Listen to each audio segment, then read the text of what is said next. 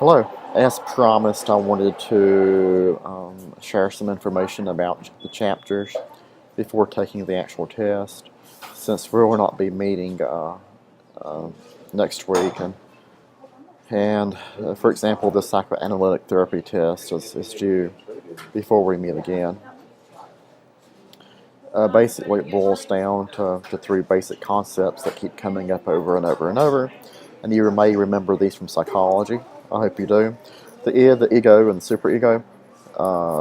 What to remember is the id is ruled by the pleasure principle. The person is constantly seeking pleasure. The ego is ruled by the reality principle, and the superego being ruled by the moral principle. And there's a internal struggle between these three parts of human existence that we have to manage. And we've seen this before, the picture of the iceberg. What's conscious is on the surface, and the unconscious is what is below the waterline, and most of our being is under the water, unconscious. Again, we have some more information on the unconscious, examples of the unconscious process, our dream state, when we have slips of the tongue, the things that just kind of come out and it's not a planned process. So basically, those, one might say, those circumstances that human nature takes over and we don't intentionally say something or do something, and it just happens without thought. Anxiety is one of those examples, and Sigmund gives us a couple of examples or three types of anxiety.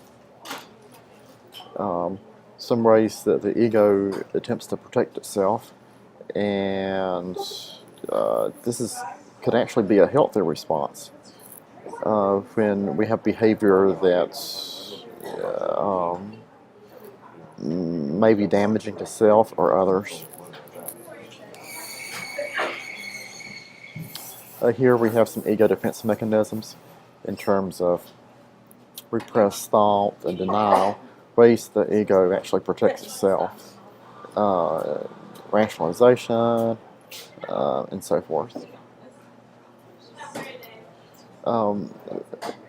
Psychoanalytic theory talks a lot about the development of the personality, and this is a pretty neat chart in terms of based on chronological year and the categories that were given for those particular years.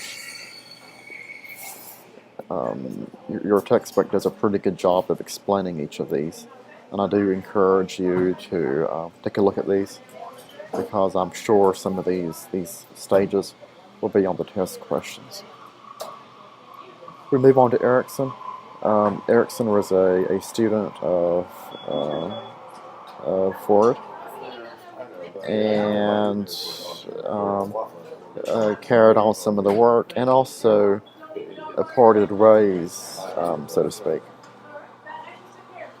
And we go on to discuss some of the therapeutic processes. One of the goals is to evaluate and process unconscious thought.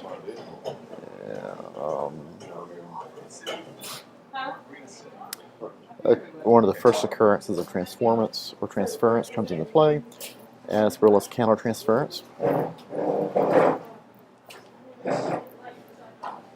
The book introduces some psychoanalytic techniques in terms of how therapy might actually be implemented with clients using this theory. So make sure to look at some of those. The psychoanalytic theory can be implemented with group counseling processes and formats, although it's not as common as we might believe.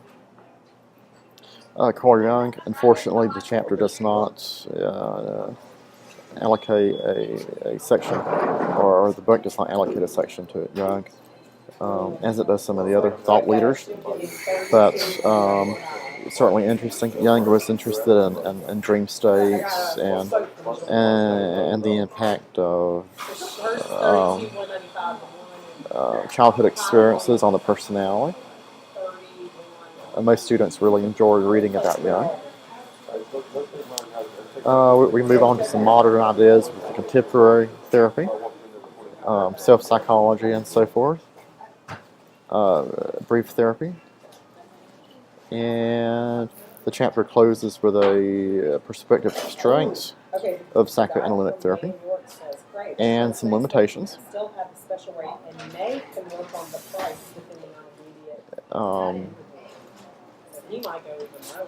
There's original psychoanalytic thought and modern thought, which frequently is quite similar, but yet sometimes a bit different. So it's one of those, the struggle we have had in the field of trying to find a place for psychoanalytic therapy in the modern world. And these slides talk again about some of those limitations. And that's it. So again, just a really, really quick overview, and take time to read the original ideas of Sigmund and the Erickson perception, as well as the core Jung perception, and be able to compare some of those approaches as we go through the process. That'll be really important.